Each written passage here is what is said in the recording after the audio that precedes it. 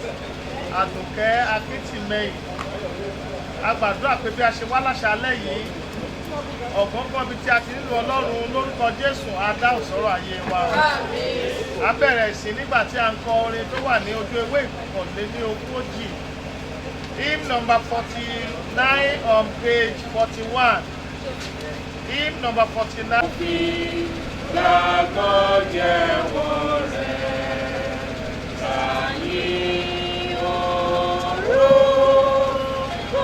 rẹ̀ olùgbàgbọ́ ìwọ̀n, ìwọ̀n ní balógun wọn lójú dá. Wọ́n ní ìmọ̀lẹ̀ òkùnkùn wọn,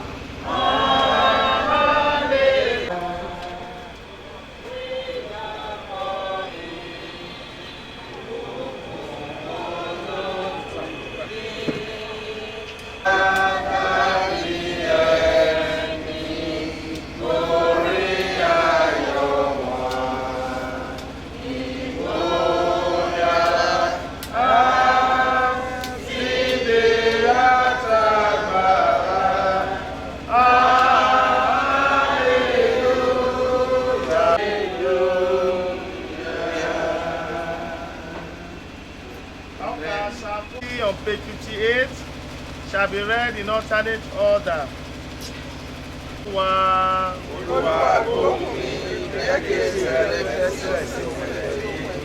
Olúwa, bá ṣe pé ìwọ bá ń sàmì ẹ̀ṣẹ̀ Ísírẹ́lì, ìwọ ní ìrètí lọ́dọ̀ Olúwa, nítorí lọ́dọ̀ Olúwa ni àánú wà, àti lọ́dọ̀ rẹ̀ ni ọ̀pọ̀lọpọ̀ ìdáǹdè wà.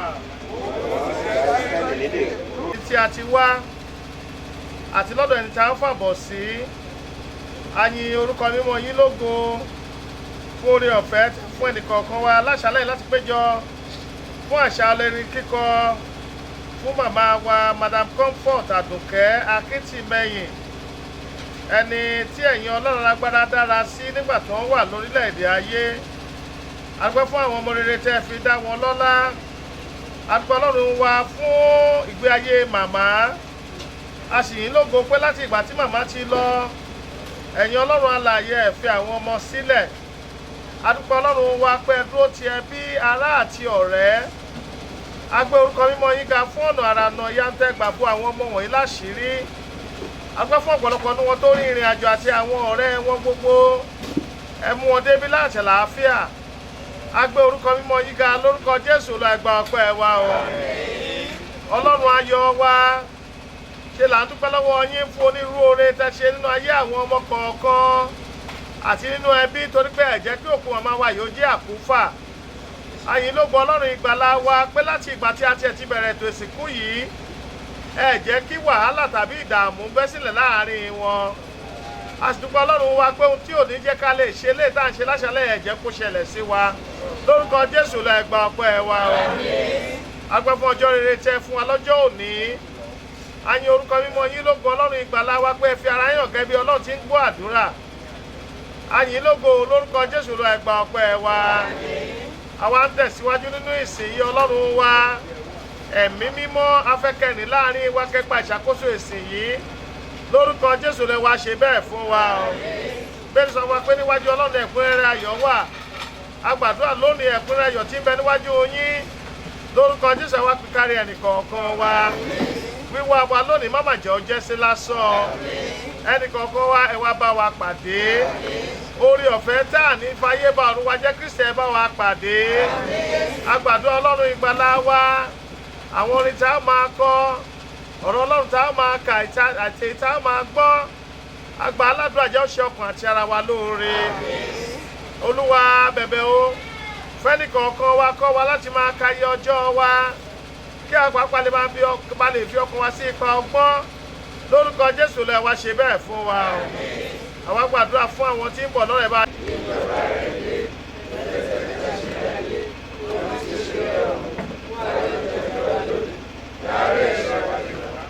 Hymn number 28 on page 25.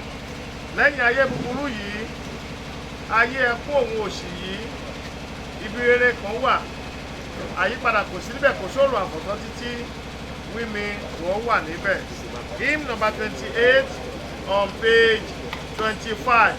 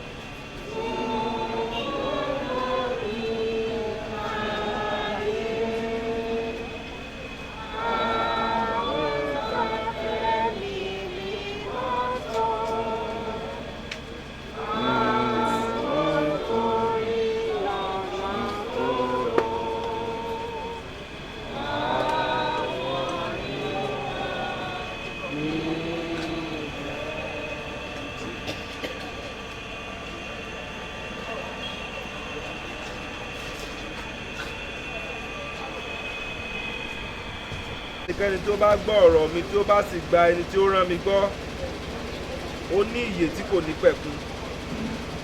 Òun kì yóò sì wá sí ìdájọ́, ṣùgbọ́n ó ti ré ikú kọjá bọ́ sí ìyè. Lóòótọ́ lóòótọ́ ni mo wí fún yín, wákàtí náà ń bọ̀, ó sì dé tán nísinsìnyí, nígbà tí àwọn òkú yóò gbọ́ ohùn ọmọ Ọlọ́run. Àwọn tí ó bá gbọ́ yóò sì yè. Nítorí pé gẹ́gẹ́ bí bàbá ti ní ìyè nínú ara rẹ̀, gẹ́gẹ́ bẹ́ẹ̀ ni ó sì fi fún ọmọ láti ní ìyè nínú ara rẹ̀. Ó sì fi fún un ní àṣẹ láti máa ṣe ìdájọ́ pẹ̀lú, nítorí tí òun ń ṣe ọmọ ènìyàn. Kí èyí kí ó má ṣe yà yín ní ẹnu, nítorí pé wákàtí ń bọ̀, nínú èyí tí gbogbo àwọn tí ó wà ní isà òkú yóò gbọ́ ohùn rẹ̀, wọn ó sì jáde wá, àwọn tí ó ṣe rere sí àjíǹde ìyè, àwọn tí ó ṣe búburú sí àjíǹde ìdájọ́. Èyí ni ọ̀rọ̀ Olúwa. Láì lọ́dọ̀ hymn number 36 on page 30. Hymn number 36 on page 30. Láì lọ́dọ̀ Olúwa, àmín, bẹ́ẹ̀ ni kó rí.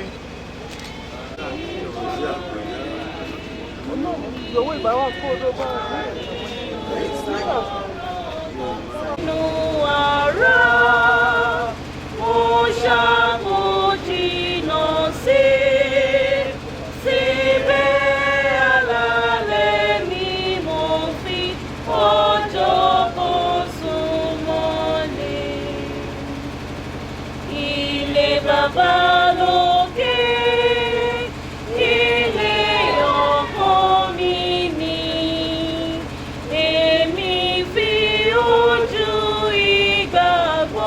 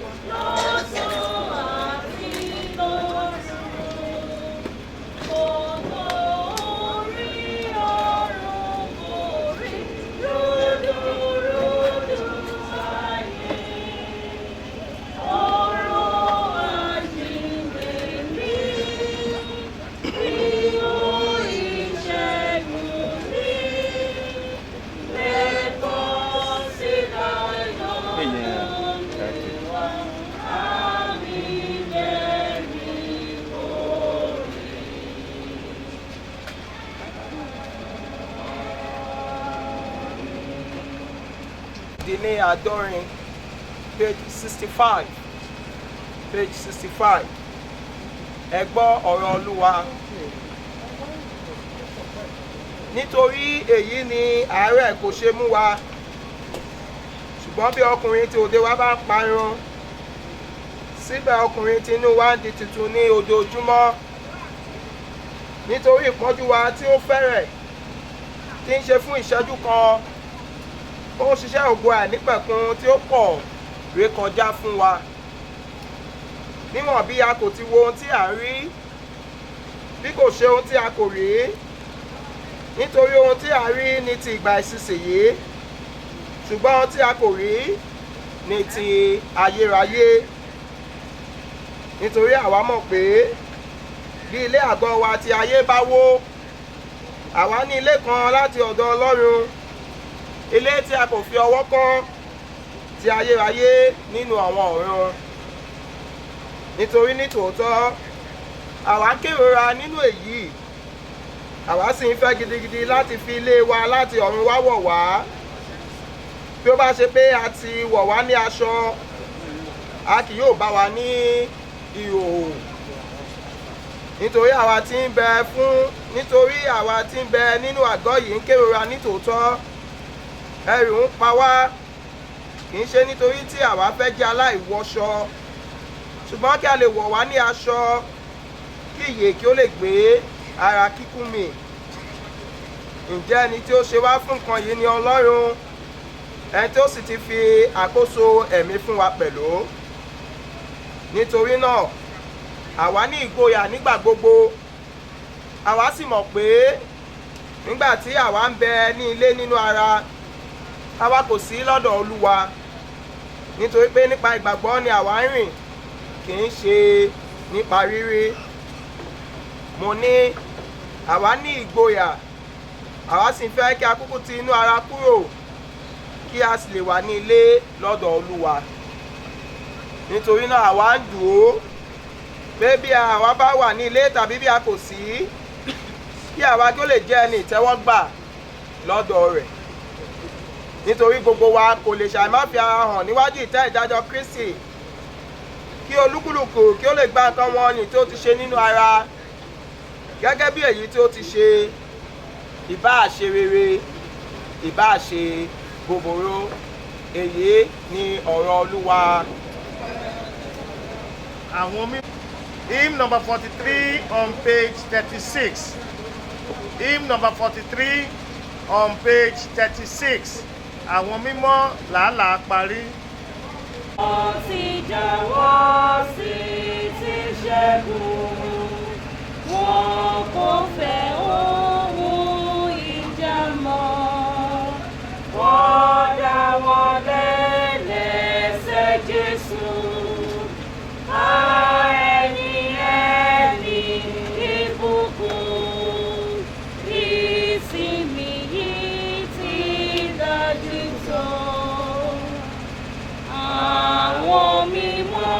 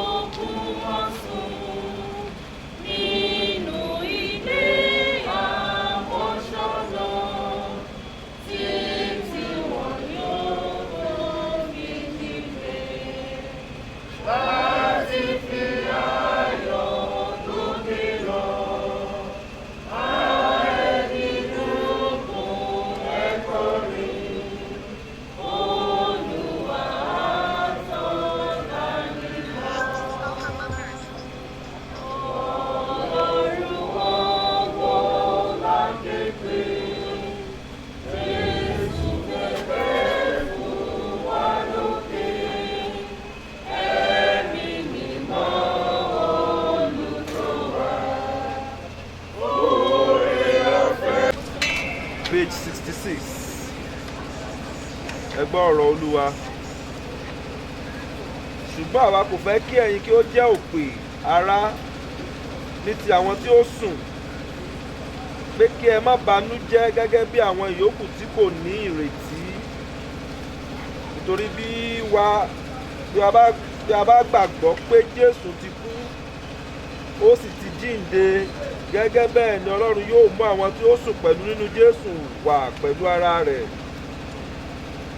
Nítorí èyí ni àwa ń wí fún yín nípa ọ̀rọ̀ Olúwa pé àwa tí ó wà láàyè tí a sì kù lẹ́yìn dé àti wá Olúwa, bí ó ti wù kí ó rí, kì yóò ṣáájú àwọn tí ó sùn. Nítorí Olúwa tìkára rẹ̀ yóò sọ̀kalẹ̀ láti ọ̀run wá tí ohùn tí ariwo, pẹ̀lú ohùn olórí àwọn áńgẹ́lì àti pẹ̀lú ìpè Ọlọ́run. Àwọn òkú nínú Kristi ni yóò sì kọ́ jíǹde. Nígbà náà ni a ó sì gba àwa tí ó wà láàyè tí ó sì kù lẹ́yìn sókè pẹ̀lú wọn sínú àwọsánmọ̀ láti pàdé Olúwa ní ojú ọ̀run. Bẹ́ẹ̀ ni àwa ó sì máa wà títí láé lọ́dọ̀ Olúwa. Nítorí náà ẹ máa fi ọ̀rọ̀ wọ̀nyí tu ara yín nínú. Èyí ni ọ̀rọ̀ Olúwa. Yíká ọ̀run àti yíká ayé, ẹ gbọ́ bí ọ̀rọ̀ orin wọn ti dùn tí ń sọ ìgbà tí ẹ̀ṣẹ̀ kì yóò sí mọ́. Áńgẹ́lì Jésù, áńgẹ́lì ìmọ́lẹ̀, wọ́n ń kọrin ayọ̀ pàdé èrò lọ́nà. A ó dìde dúró nígbà tí a ń kọ orin tó wà ní page 46, hymn number 54. Gbogbo wa pátápátá ẹ jẹ́ a dìde dúró bí a ṣe fẹ́ kọ orin yìí. Hymn number 54 on page 46. Yeah.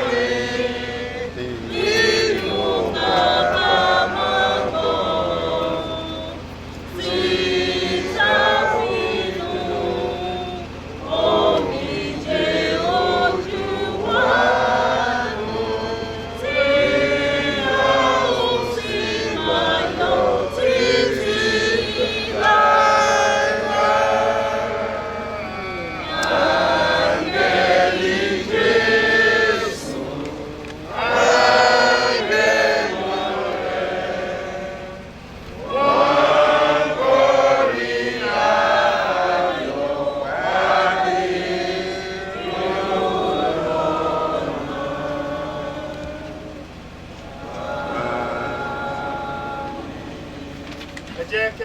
page 67 page 67 ẹ gbọ́ ọ̀rọ̀ Olúwa. Olùbùkún ni Ọlọ́run àti bàbá Jésù Kristi Olúwa wa, ẹni tí ó tún wa bí gẹ́gẹ́ bí ọ̀pọ̀lọpọ̀ àánú rẹ̀ sínú ìrètí ààyè nípa àjíǹde Jésù Kristi kúrò nínú òkú sínú ogún àìdíbàjẹ́ àti aláìlábàwọ́n àti èyí tí kìí ṣá tí a fi ti pamọ́ ní ọ̀run dèyín, ẹ̀yin tí a pamọ́ nípa agbára Ọlọ́run nípa ìgbàgbọ́ sí ìgbàlà tí a múra láti fi hàn ní ìgbà ìkẹyìn. Nínú èyí tí ẹ̀yin ń yọ̀ púpọ̀, bí ó tilẹ̀ ṣe pé nísinsìnyí fún ìgbà díẹ̀ níwọ̀n bí ó ti yẹ a ti fi ọ̀pọ̀lọpọ̀ ìdánwò bà yín nínú jẹ́, kí ìdánwò ìgbàgbọ́ yín tí ó ní iye lórí ju wúrà tí í ṣègbé lọ, bí ó tilẹ̀ ṣe pé iná ni a fi ń dán an wò, kí a lè rí i fún ìyìn àti ọlá àti nínú ògo nígbà ìfarahàn Jésù Kristi, ẹni tí ẹ̀yin fẹ́ láì rí, ẹni tí ẹ̀yin gbàgbọ́ bí ó tilẹ̀ ṣe pé ẹ kò rí i nísinsìnyí, ẹ̀yin sì ń yọ̀ ayọ̀ tí a kò lè fi ẹnu sọ, tí ó sì kún fún ògo, ẹ̀yin sì ń gba òpin ìgbàgbọ́ yín, àní ìgbàlà ọkàn yín. Èyí ni ọ̀rọ̀ Olúwa. Jerusalem bí n bá kú ẹ̀kún ìbùkún mi, ibi ayọ̀ nígbà wo ní ó rojú rẹ Ọlọ́run mi. Hymn number 24 on page 22. Hymn number 24 on page 22. Ibi ayọ̀ nígbà wo ni rojú rẹ Ọlọ́run mi. Ẹ̀rọ pa mi wá, àdálẹ́ bí láyé, àgbẹ̀lì kọrin fún, wọ́n sì tẹríba fún. Ibi ayọ̀ nígbà wo ni mi ò rojú rẹ Ọlọ́run mi. Nígbàdígbàdí ara ló wọ́n níbẹ̀, àwọn wòlíì wọ́n wò ọmọ aládé wọn.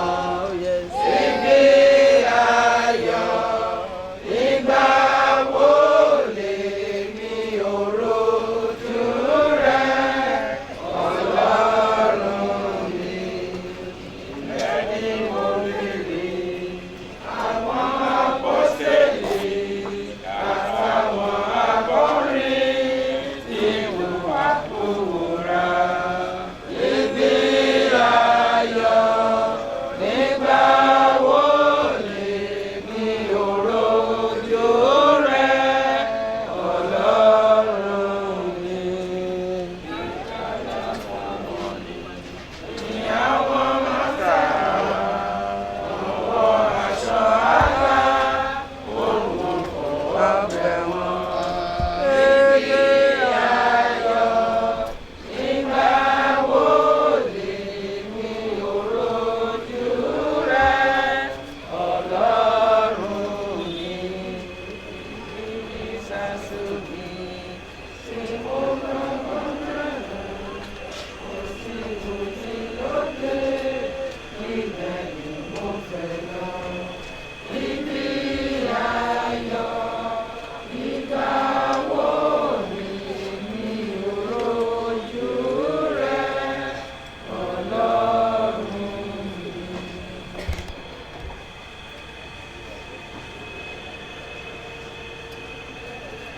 a ti tẹ̀ sínú ibojì ní ìjọ mẹ́rin náà. Ǹjẹ́ Básánì súnmọ́ Jerúsálẹ́mù tó ibùsọ̀ 15. Ọ̀pọ̀ nínú àwọn Júù sì wá sọ́dọ̀ Mátà àti Maria láti tù wọ́n nínú nítorí ti arákùnrin wọn. nítorí náà nígbà tí Mọ́tà gbọ́ pé Jésù ń bọ̀ wá ó jáde lọ ìpàdé rẹ̀ ṣùgbọ́n Màríà jókòó nínú ilé. Nígbà náà ni Mọ́tà wí fún Jésù pé Olúwa, ìbá ṣe pé ìwọ ti wà níhìn-ín arákùnrin mi kì bá kú, ṣùgbọ́n nísinsìnyí náà mo mọ̀ pé ohunkóhun tí ìwọ bá béèrè lọ́wọ́ Ọlọ́run yóò fi fún ọ. Jésù ń wí fún un pé arákùnrin rẹ yóò jíǹde.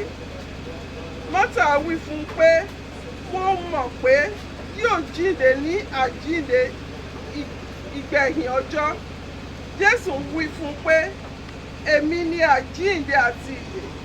Ẹni tí ó bá gbà mí gbọ́ bí ó tilẹ̀ kú yóò yè. Ẹnikẹ́ni tí ó ń bẹ láàyè tí ó gbà mí gbọ́ kì yóò kú láéláé. Ìwọ gba èyí gbọ́. Ó wí fún un pé bẹ́ẹ̀ ni Olúwa, èmi gbàgbọ́ pé ìwọ ni Kristi náà, ọmọ Ọlọ́run, ẹni tí ń bọ̀ wá ayé. Èyí ni ọ̀rọ̀ Ọlọ́run.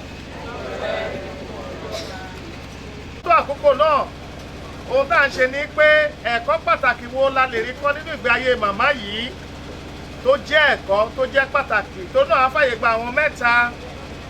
Ẹni àkọ́kọ́ nínú ẹbí, yálà ẹbí ọ̀tún tàbí ẹbí òsì, ẹbí akítìmẹ́yìn tàbí ẹbí màmá ẹnìkan, láti bẹ̀ wọ́n á sọ nípa wọn fún wa, ohun tí wọ́n fẹ́ ká kọ́ lára wọn.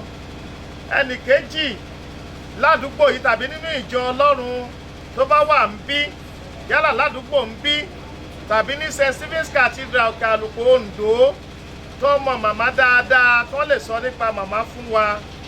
Ẹnì kẹta á jẹ́ ìkan lára àwọn ọmọ. Àwọn mẹ́ta wọ̀nyí là á fààyè gbà láti jẹ́rìí nípa màmá fún ìṣẹ́jú méjì péré. Lórúkọ Jésù, ẹ̀rí rere là á máa sọ nípa ẹnìkọ̀ọ̀kan wa o. Ó sì jẹ́ ẹnìkan tó fi ara ṣiṣẹ́. Kò sí ẹnìkan tí ń ta á sọnù. Kò sí ẹni tó lè dọ́dọ̀ ẹ̀ tó lè sọ pé mi ò mọ̀ ọ́ rí.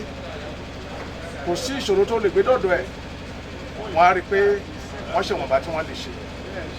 So èèyàn tó jẹ́ pé ó ṣòro láti pàdánù ni, ṣùgbọ́n ó yẹ Ọlọ́run. Ẹ ṣé púpọ̀ sà. Ẹnìkan láti ó ṣe Oǹdó ní oṣù Oǹdó rere, ó fẹ́ ọmọdé, ó fẹ́ àgbàlagbà. Ó jù mí lẹ́tí ẹtí wá ní kòtòdó, ó jù mí, ó dàgbà jù dáadáa. Ó dẹ̀ mú bí sí ọmọ yìí ẹ̀. A ti lọ lọ́kọ̀ ní àmọ́ tó dàgbà lọ lọ́kọ̀. A tó wà pàdé ní ìbẹ̀rẹ̀ apàdé ní Mọ́tẹ́sọ́. Ọjọ́ àti àgbà ti pẹ́. A dẹ̀ dàbọ̀ níbi èmi abilé ìwé. Òmùbẹ́ ti fẹ́ òun ẹ̀fẹ́, òmùbádẹ̀ ti fẹ́ òun ẹ̀fẹ́, ti fẹ́ òun ẹ̀fẹ́, yìí bẹ̀rẹ̀ ti fẹ́ òun ẹ̀fẹ́. Ẹjọ́ tajà kò ní odidi ogóńdó. Ẹ̀dẹ̀ sọ ní ọkẹta gbé ẹ̀gbọ́n fi àti ọdún kan ṣe wá. Ẹ̀ṣẹ̀ ni mọ̀nà fi dì. Gbogbo gbé wọn alẹ̀ tó ń pa gbogbo àìsílẹ̀ kan tó ń pa fáwọn mìíràn nínú ọmọ alẹ̀ dáa pé onígbàgbọ́ tọmọdé onígbàgbọ́. Mo mọ̀ fi ẹṣẹ́ ní ìgbàgbọ́ náà mọ́. ẹ ṣé wí nìyẹn. Àwa tó jókòó lónìí iṣẹ́ ajé olóòótọ́. Many of us today, we are so interested in things that we can gain from people, not things that people can gain from us. Ohun tí màmá sọ fún wa nìyẹn. Màmá ṣe é bá dòwò pọ̀. Tá bá fún wọn ní nǹkan, tó bá fi pa náírà mẹ́wàá náà máa pè wọ́n ní sọ fún wọn pa náírà 5, èyí tá à ń ṣe láyé òde òní. Làálàá wa lórúkọ Jésù kò mà ní já sásán. Ẹ ṣàmì dáadáa o. God bless you. Èmi ló mú ilé tí màmá tí ń bá màmá olóríire mò ń pè é. Ọjọ́ tí ń bá ti wá títí lọ́dọ̀ yẹn ló ní mo máa dùn ní. Gbogbo ìgbà tí mo bá dáwọ́lé ló máa yọ orí rere. Màmá olóríire mò ń pè é. Ó dẹ̀ máa ń súre títí ni ní àdúgbò ó máa ń súre ni. And he had a diluted love for the husband. tó tí ń bá ti dé bí dájà sọ pé ìyàwó rere lélẹ̀ ìyàwó rere lélẹ̀ ọlọ́run á dẹ̀ jẹ́ kí àwọn ìyàwó rere tó bá wa gbé lórúkọ Jésù lórúkọ Jésù á dẹ̀ ní afẹ́fẹ́ rere tó bá wà á tọ̀hún wá kí ìdìbò àwọn ọmọ rẹ̀ lórúkọ Jésù. God bless you, sir. Màmá dáadáa ni. Màmá wa màmá dáadáa màmá rere ni màmá tó máa ń kó gbogbo fámìlì mọ́ra tó ń kó ẹbí mọ́ra tẹ́ bá jìnnà sí wọn ló máa ń bí màmá ní tẹ́ bá wọn máa fíṣítì màmá tẹ́ǹtì tá kó máa rí yín báyìí màmá ò ní láìpẹ́ ẹ̀ tó màmá dáadáa ò ní màmá ẹ̀ tó kó ẹbí mọ́ra tó kó ọmọ mọ́ra tó kó gbogbo ọ̀rẹ́ mọ́ra ni a dẹ̀ dúpẹ́ lọ́wọ́ Ọlọ́run tó jẹ́ sí ayé rere tí màmá ìdí tó gbé Ma, ìkan lára àwọn ọmọ Jésù is speaking on behalf of the children. What? Ó gbọ́dọ̀ dùn. Ìyá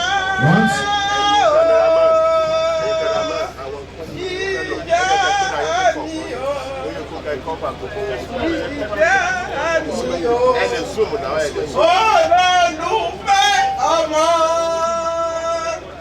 ìyá rere ìyá dada ìyá àdàrà my sweet mother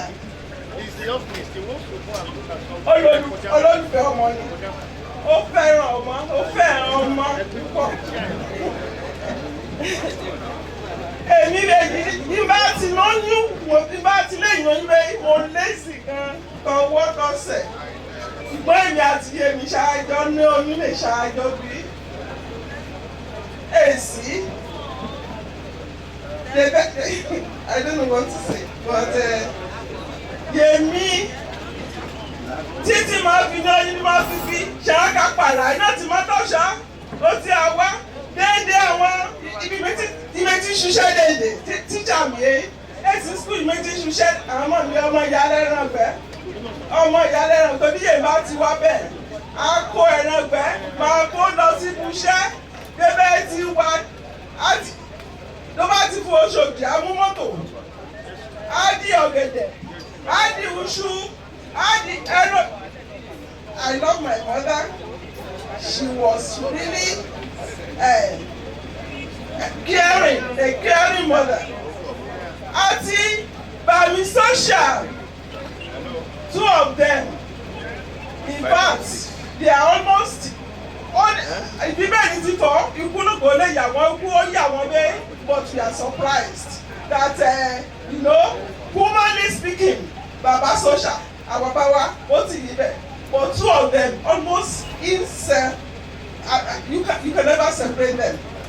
Wọ́n bá gbé oúnjẹ alẹ̀ ní Yèbá tí kò wọ́n sí Baba Social ẹ̀ kò wọ́n sí Bàwá ẹ̀ kò wọ́n sí. Two of them loving my mother, caring, and she loved family. And I pray that her gentle soul continue to rest on. Praise the Lord. Ọmọ rere akẹ́yìn gbogbo wa náà o.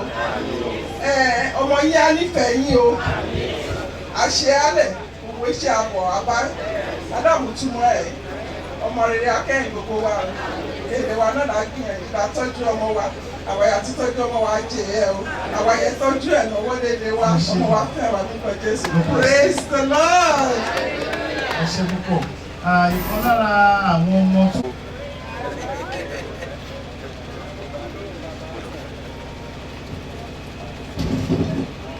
Inú ẹ̀fà náà yẹ máa dùkẹ́ òfẹ́ ètò àbíbẹ̀ nílé mi and owó fóònù ní láti Amẹ́ríkà ó yá apẹ̀tulẹ̀tẹ̀ ọkàn rẹ̀.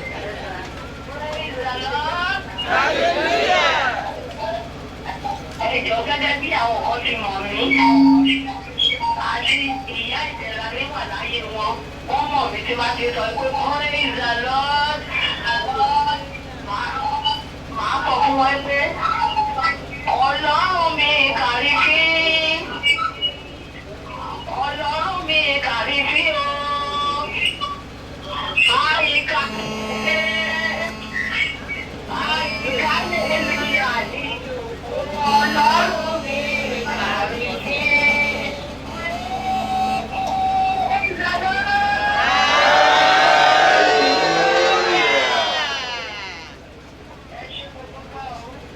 you Apetuleke.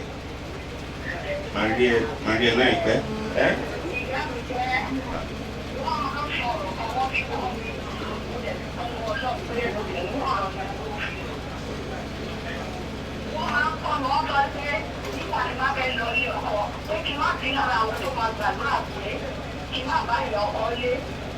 Wọ́n ní ti máa fẹ́ káwọn tán pé kí n má sọ pé kì í jẹ́ báyìí ọkọ lé pé kí n gbàdúrà pé kí n bá ìyọkọ lé ọlọ́dẹ̀ ti ṣe rẹ̀. Kì í ṣe ìyá mi. Ọ̀dẹ̀ dúpẹ́ lọ́wọ́ náà gbogbo àdúrà yẹn ọlọ́ọ̀dẹ̀ àdúrà yẹn fún mi. Ìpè kéèkì fún ara mi kan ti máa fẹ́ tọ́ pé kí n má sọ pé àwọn ọmọ mi jẹ́ báyìí ọkọ lé wọn ta. Wọ́n fi wọ́n àti báyìí lẹ́ ọlọ́ọ̀dẹ̀ gbà fún mi. Ọ̀dẹ̀ dúpẹ́ pé àwọn náà tó bá ti sọ lọ́wọ́ rẹ̀ ọ̀dẹ̀ dúpẹ́ pé ọlọ́run gba gbogbo ìwò. Lẹ́yìn ìgbà lọ́wọ́ tó jẹ́ wọ́n sì jọ wọn. Tó bá ń lọ tó bá ń bọ̀ wọ́n tó fẹ́ fún wọn rìn ìdọ̀tí tó bá ti ní gbówó rẹ̀ tí kò bá múra dáadáa. Àwọn òkèèrè náà máa wọ́ orúkọ òní wọn kí ẹ̀mí kò bá máa òní kan tó fẹ́ jẹ ọ̀gbọ́n. Àdàjà kẹ́kọ̀ọ́ ṣe é rí. Ó tó ìkọ̀tí ìwọ̀n àti lára àwọn ọmọdé ìyá ìlera tó fi kọ́ àwọn ọmọ ẹ̀mí ẹ̀mí tó fi jẹ̀mí. Ẹ̀ṣẹ̀ kò fẹ́ ọ̀gbọ́n ẹ̀mí ẹ̀mú àwọn ẹ̀ṣẹ̀ kò fẹ́ ẹ̀ṣẹ̀ tó wà ní ojú ewé ìkẹtàlélógójì in number 51 on page 43 gbogbo wa á wà ní ìdìde dúró àwọn ọmọ màmá wọ́n máa wá sọ́dọ̀ wa á fún wọn ní àpò tá a fi ń gba ọrẹ tá a máa ń gbà níbi ìsìnkú bí eléyìí a fi ń tún tí àwọn òkú ṣe ni gbogbo àdúrà fẹ́ nìkọ̀ọ̀kan wa àní kúkú òjijì o ẹ ṣàbí tá a bá ti ń gbàdúrà àmì ní ìdáhùn àdúrà gbogbo àdúrà fún àmà ní kúkú òjijì o ọjọ́ gbogbo wa dalẹ̀ lórúkọ Jésù lọ́dọ̀ pàtàkì bá ń kọrin ìjádópin ogún sì tán gbàlàwá jagun mólú orin ayọ̀ láwọn máa kọ aleluya a ó dìde dúró àwọn ọmọ màmá wá wá síwájú wá gba àpò ọrẹ wá wá sọ́dọ̀ wa láti gba ọrẹ tàbí tọ́jú etí àwọn òkú lọ́pọ̀ sí.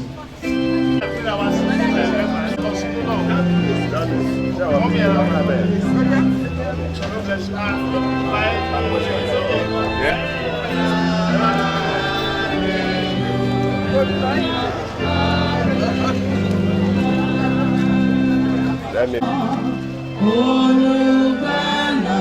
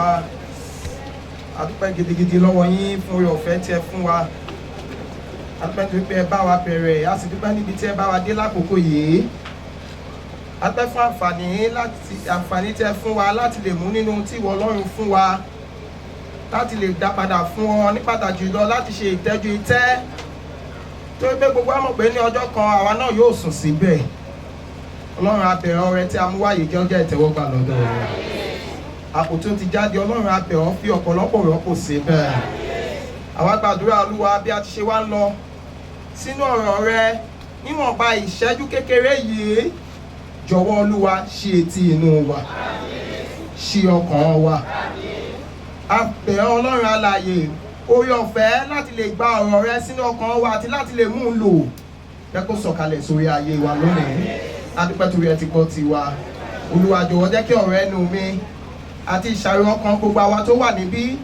kí ó jẹ́ ìtẹ́wọ́gbà ní ọ̀dọ̀ rẹ èyí ni a tọrọ fún nípasẹ̀ Jésù Kristi Olúwa wa. I use this privilege to commiserate with the family of Madam Comfort Akintimehin.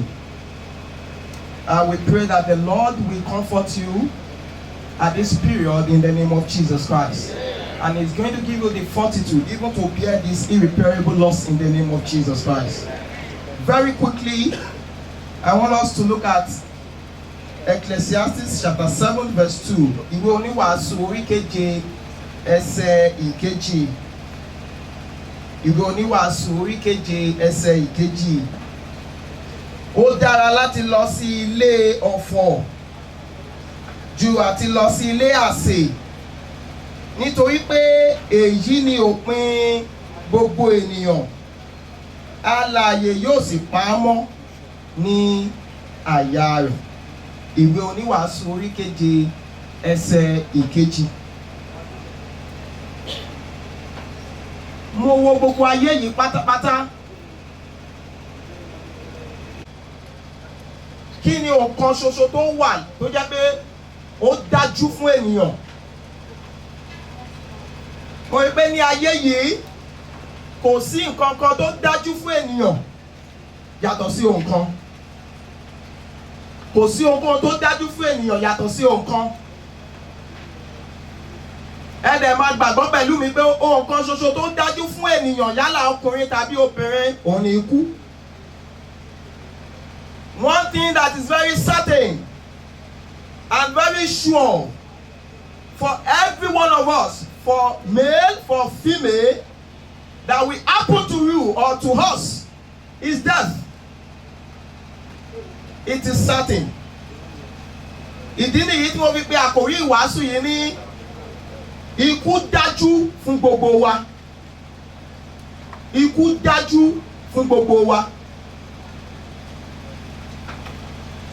Pé èèyàn máa ní ọrọ̀ láyé kò dájú. Pé èèyàn máa ní owó láyé kò sure. Nínú ẹ̀ kò dájú. Pé èèyàn máa ní ọmọkùnrin tàbí ó máa ní ọmọbìnrin kò dájú. In fact, ẹlòmíràn kan tiẹ̀ lè ní ó lè ní ọmọbìnrin tó pọ̀ kó máa fi gbogbo agbára rẹ̀ wá ọmọkùnrin kó má dẹ̀ rí. So ọmọkùnrin pé èèyàn á ní gan nínú ayé yìí kò dájú.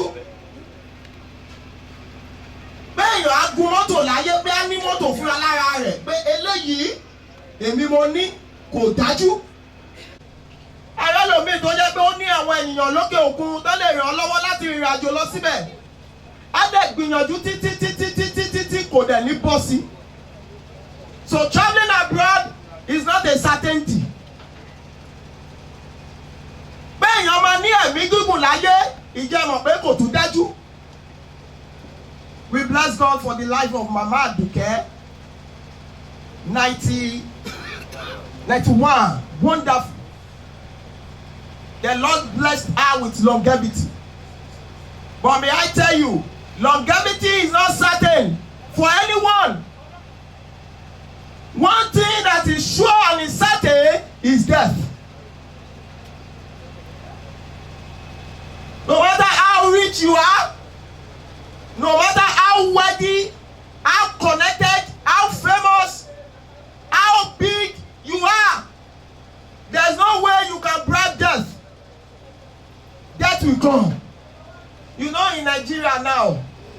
èèyàn lè if you are so rich, if you know so many people, you can bribe your way around.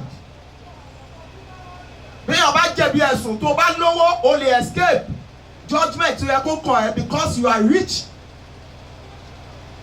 bí èèyàn bá lówó tó mọ̀yàn èèyàn lè lo ohun tó ní kó fi gbé ẹ̀bi fún aláre kó gbé àre fún ẹlẹ́bi. But when it comes to death, there's nothing you can do about it. When it comes, it comes. Kò sí nǹkan tó lè ṣe sí. People of God, I'm not here to preach death. Neither am I here to stand to make you panic because death will come. Your Creator,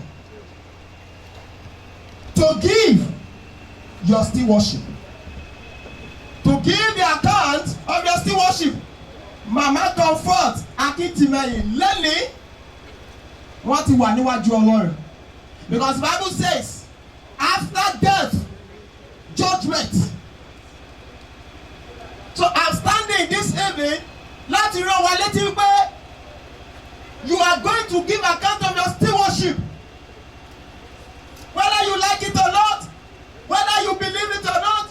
One day you will return back to your Creator to give an account. Romans chapter 14 verse 12. We are all going to give account to who? To God. Wíwà bí lónìí kì í ṣe torí kán lè fún wa ní egg roll. No, kì í ṣe torí coke, kì í ṣe. Wíwà bí wa lónìí ni pé láti wá gbọ́ ọ̀rọ̀ Ọlọ́run àti láti pé kí ọ̀rọ̀ yìí kó rán wa létí bí ó ti ṣe yẹ ká gbé ìgbé ayé wa. As a boss, you are going to give an account. When you depart this world, you are going to give an account. Àwọn ẹlòmíràn rò bóyá ayé yìí, once you just come, you live the life, enjoy your life, and that is all. No, that is not all. Because immediately you end your life here on earth, you are going to start another journey. Gẹ́gẹ́ bí ọ̀gá níbi iṣẹ́, wàá máa jíyìn iṣẹ́ ọwọ́ rẹ̀. The way you relate with your subordinates, with your subjects, with those who are under you, you will surely give an account. Hello, mi àlẹ́ mi ọ̀gá, èmi ọ̀gá, tá lọ ọ̀gá tó lọ́rùn bá pè é lọ́gàá. You cannot amount to a team if God has not destined you to be. So today in Nigeria, you see so many people because they have privilege to get to a particular position. Ẹ máa rí wọn bí wà ní pé àwọn gan pé wọn tí ẹ fi ìgbà kan ṣe kékeré rí. As a leader, you are going to give an account. What God has placed in your hands, you are going to give an account. Ọ̀pọ̀lọpọ̀ àwọn politicians we have elected them to go there and represent us. Today, look at what they are doing. All they do is to enrich their purse, their pockets, and perhaps help their families. In fact, ìyẹn gan ti ẹ̀ kọ́mọ̀. Ọ̀pọ̀lọpọ̀ olóṣèlú tó wà ń bẹ̀ wọ́n ti ẹ̀ rántí ilé. But may I remind you, you are going to return back to that family. And when you return, after your tenure there, they will send you back. As a father, as a mother, you are going to give an account. Ọmọ tí Ọlọ́run fún ẹ, because it is not yours. They are heritage of God. You are going to give an account of how you train them. Ẹlòmíì ò tiẹ̀ kò rí ààyè láti tọ́jú ọmọ. It is work. Tó bá ti lọ ní 6 a.m. láàárọ̀, ó tún di 10 p.m. lálẹ́. Kò ní rí ọmọ láàárọ̀ nígbà tó ń kúrò lé. Nígbà tó bá dé ọmọ á ti ṣe kí ni o? Á ti tún sùn. Ẹ wá gba ọmọ ọ̀dọ̀ fún. Tó bá wá yá tọmọ bá ti rẹ̀ sí ní pé 15 years, ọmọ náà á di rádaràda sí society. Many people that are Yahoo guys out there today, it is because they lack father and mother's training. Iṣẹ́. Má gbàgbé pé iṣẹ́ tó ń ṣe yìí àwọn kan lánàá wọ́n dẹ̀ sílẹ̀, you will leave it one day. As a young lady, the Lord has blessed you. You are beautiful. You are smart. You are intelligent. Ohun gbogbo tó yẹ kó lò fún Ọlọ́run, ó wá ń lò ó fún ara rẹ. Ó lé mi mo láyé mi. Sorry, your body belongs to God. Like I said the other time, lónìí iṣẹ́ tó ń ṣẹ̀dí lónìí láàrin àwọn ọ̀dọ́ wa is yahoo yahoo. They want to ride white Benz. They want to ride whatever the name is. They want to be number one. Ọkọ̀ tí bàbá wọn gùn, wọ́n fẹ́ gùn. You will see young guys, 17, 18, 19, 20. They have beautiful house. Sorry, you are killing yourself. Ọ̀pọ̀lọpọ̀ wọn ilé tó kọ́ wọn ò lè gbénú ẹ̀. Wọ́n máa sọ fún ọ pé wàá kọ́lé o, ṣùgbọ́n ò lè gbénú ẹ̀. Kí ni àǹfààní pé kéèyàn kọ́lé sà? Kéèyàn má lè gbénú ẹ̀. Is that not foolishness? Is that not foolishness? Wọ́n máa sọ fún ọ pé owó tó ní ìkàkà nínú àwọn ilé rẹ̀ ò lè nánú ẹ̀ o. You must not give your mother. You must not give your father. You must not give your siblings. Tell me what's the essence of your money? Stupidity of the highest order.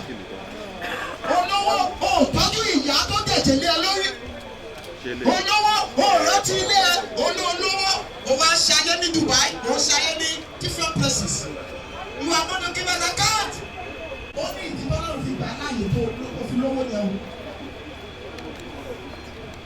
There's a reason why the Lord has blessed you so much that you want that kind of money.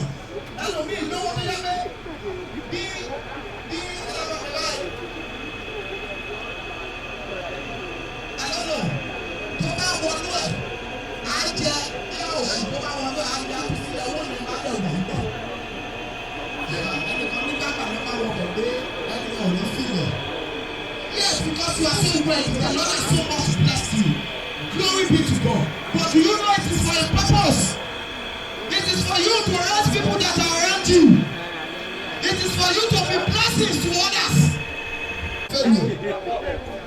But the man who lives for others has achieved true success. End of quote. You are rich, but you are living for yourself. It is a failure. You are a failure. But you are rich and you are imparting lives. You are imparting lives. You are helping people around. Yes, that is success. Success is not in your numbers of cars. Success is not in your mansions. It's not in your credentials. Your certificate.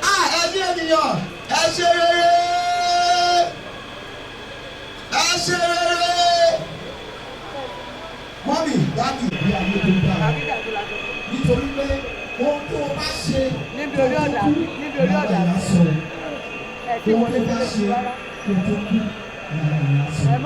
Kò lè sí ènìyàn ṣe lè ṣe rere bí o bá ní Jésù. There's no way you can do any good outside Jesus. It is through Jesus Christ that you can do good. So once you have Jesus Christ in your life, surely the thing will come out naturally. I pray that the Lord will grant us understanding of His word in the name of Jesus Christ. Let us bow our head as we pray.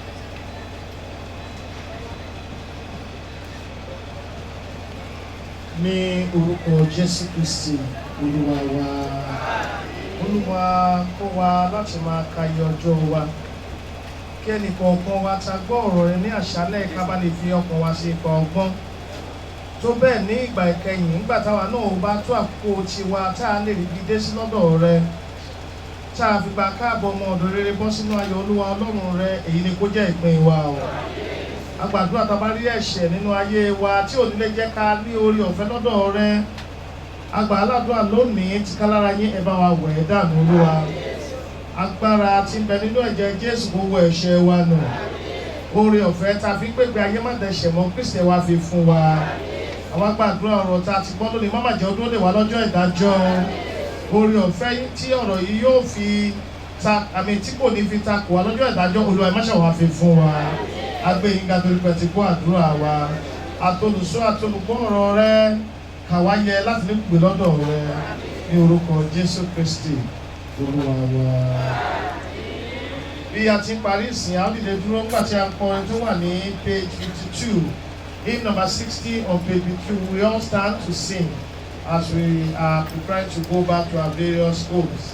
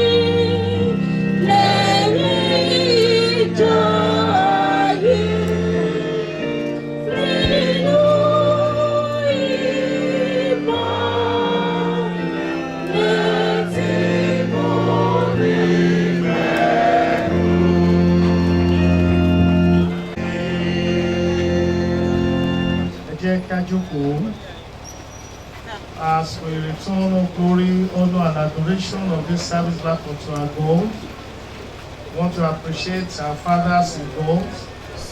The Lord has used to lead us into tonight's service. It's our sincere prayers for them, that the Lord will remember them all in the mighty name of Jesus Christ. The Lord will lift up their arms in the name of Jesus. Let me remind us of the program that we have used tonight. You don't go home with this type of a program. This program only goes to where we are doing wake. And so nobody should allow this type of program to go with him to his own house. To the life of the children as well. And so I want to pray for you that the Lord will grant unto every one of you longevity in peace of mind and in joy of heart in the name of Jesus. Every of your heart desire, the Lord will grant unto you in the name of Jesus Christ. I want to remind every one of us that by the special grace of God, the service for burial tomorrow is 8 a.m. in the morning. Tonight to sleep, we ask that the Lord will go ahead of us in the name of Jesus Christ. Throughout the dangers and perils of this night, the Lord will watch over us in the mighty name of Jesus Christ. The evil plans of the enemy will not prevail over our lives in the name of Jesus Christ. The Lord will cancel every form of bad and evil dreams in our sleep tonight in the name of Jesus Christ. We will sleep like... Is there anything that the enemy has been planning towards our life or concerning us? As regards your word that we have had tonight, we stand on the rock of ages, the blood of Jesus, and we decree tonight that they are declared null and void in the mighty name of Jesus. From the hands of the foulers, Lord, you will deliver us. In the mighty name of Jesus Christ. We will not be a prey in the hands of our enemies in the mighty name of Jesus. But rather, Lord, your purpose and plan for our life shall be established and fulfilled in the mighty name of Jesus. We will fulfill destiny. We will fulfill purpose in life. The grace of God shall abound in our lives. The mercy of God shall continually speak on our behalf in the mighty name of Jesus. And every of our heart desires that is of God, the Lord will grant unto us in the mighty name of Jesus. Amanitele níbi tí ilẹ̀ ti lójú o. Agbára ọ̀gá àgbà ṣìjìbò wá. Àánú Ọlọ́run á bá wa rìnrìn àjò ayé wa. Ibi tí ilẹ̀ bá ti lójú àníbá wọn ṣẹ́ bẹ́ o. Oore ọ̀fẹ́ Ọlọ́run á máa bá wa gbé. Bóde ti le tó kò ní le mọ́ wa o. A sì gbàdúrà Ọlọ́run ìgbàlà wa. Pé bí a ṣe ń lọ láṣálẹ́ yìí, àdélékú wọn má jẹ́ ọjọ́ tẹnìkọ̀ọ̀kan wa o. Àìsàn òjijì má jẹ́ ó kọlù wa o. Àní wà lé ká máa bèrè ohun tó ń ṣẹlẹ̀ níta o. Ayé ò ní fi wá pamọ́. Ààbò Ọlọ́run á sì dájú lé wa lórí. Ọkàn wa balẹ̀ o. Ojú ò ní tì wá. Àní rógun àkóbá. Wàhálà ìdààmú ò ní kọ́gùn sí wa. Adúpẹ́ torí pé ti gbọ́ àdúrà wa. Torí náà a fún yín ní oore ọ̀fẹ́ Ọlọ́run lọ́wọ́ bẹ́ẹ̀ ṣe ń lọ. Àfi sábẹ́ àánú ìkẹ́gẹ́ àti ìtọ́jú Ọlọ́run Olódùmarè k'Olúwa kó bùkún fún yín kó pa yín mọ́. Kí bàbá kó ṣe rẹ̀ kó mọ́lẹ̀ sí yín lára. K'Olúwa kó ṣàánú fún yín. Ẹ ó máa rí bá ti ṣe o. Ẹ ó máa rọ́nà gbégbá o. Ẹ ó sun ayọ̀. Ẹ ó sì jíjí ìṣẹ́gun.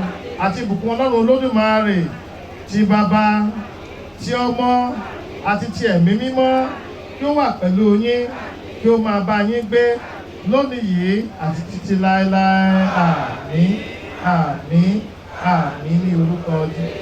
Hallelujah mẹ́ta, a ó dìde dúró láti kí hallelujah mẹ́ta fún Ọlọ́run. Hallelujah, hallelujah. Àti wáyọ̀ fún Jésù. Kí ẹni tó wà lẹ́gbẹ̀ẹ́ rẹ̀ ò ní kúkú òjijì o. Àbọ̀ Ọlọ́run àbájú wa lórí o. God bless you.